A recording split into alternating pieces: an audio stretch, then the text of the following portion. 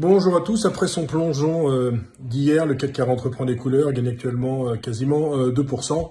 La secousse a été violente hier et cette nuit on n'en menait pas large sur les futurs puisqu'on était à 4700 points sur les futurs alors que maintenant on est à 4910 points. En fait il y a eu des achats à bon compte.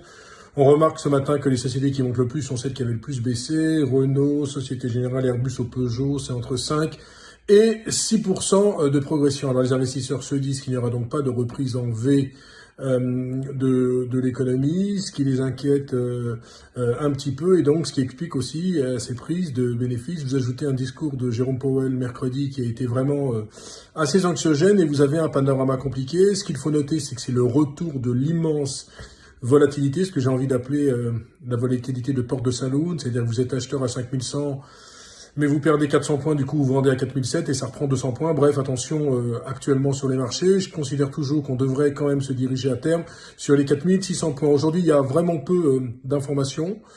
Il y en a deux qui sont intéressantes. Dans le CAC 40, exit Sodexo, le spécialiste de la restauration collective, et place à Téléperformance qui va faire son entrée dans l'indice le 22 juin. Et puis du côté des bonnes nouvelles, gros contrat pour Interparfums avec une licence pour les parfums Moncler.